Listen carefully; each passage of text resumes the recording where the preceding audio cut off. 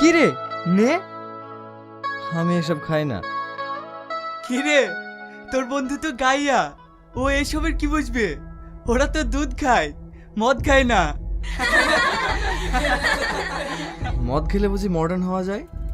মদ যারা খায় তাদেরকে বুঝি ভদ্রলোক বলে, আমাদের মতো গাইয়া বলে না? এর জন্যই তো দিন দিন আমাদের যুব সমাজ ধ্বংসের পথে যাচ্ছে। যে মদ খেলে শরীরের ক্ষতি হবে, যে মদ খেলে সমাজ খারাপ চোখে দেখবে, যে মদ খেয়ে নিয়ে প্রত্যেকের সংসারের অশান্তি হবে, সে মদ নাই বা খেলাম। তাই আমি মদ খেয়ে মডার্ন হতে চাই না, আমি গাইয়াই ঠিক আছি।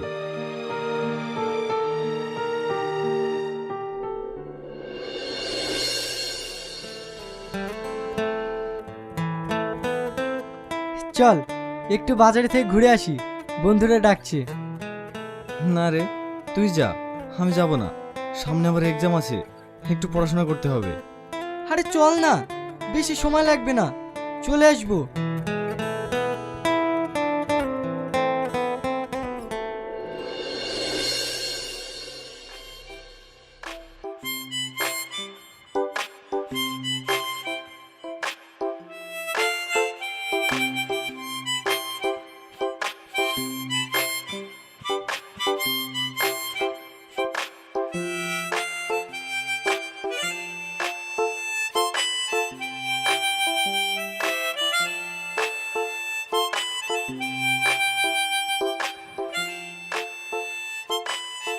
তোর সব কিছুতে লেট, এখন থেকে বসে আছি।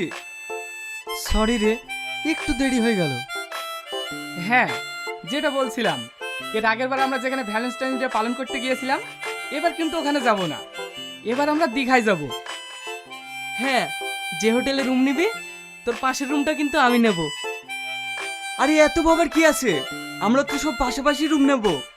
এবার ভ্যালেন্টাইন্স ডে আমরা ফুল এনজয় করব। দেখো, এবার কিন্তু আমি তোমার সঙ্গে যেতে পারবো না। কি? হ্যাঁ, এর আগের বারের বিষয়টা বাড়িতে জানাজানি হয়ে গেছিল, দিয়ে আমাকে অনেক বকেছিল। দেখো, তুমি যদি আমার সঙ্গে না যাও, সেদিন থেকে তুমি জানবা আমাদের ব্রেকআপ। বাহ, দারুণ তো। এ কেমন ভালোবাসা, যে ভালোবাসা ভ্যালেন্টাইন ডে পালন করতে গিয়ে দীঘা যেতে হয়, আবার হোটেলে রাত কাটাতে হয়, আবার কেউ না যেতে চাইলে সেখানেই ব্রেকআপ হয়ে যায়। হায় রে ভালোবাসা, মানুষ ভালোবাসার নাম করে দিন দিন নোংরামিটাই বেছে নিচ্ছে। এই তোর বন্ধুকে এখান থেকে সরতো, ওর জ্ঞান শুনতে ভালো লাগছে না। ঠিক আছে, তুই বল ভালোবাসা কি, তোর মুখ থেকেই শুনতে চাই।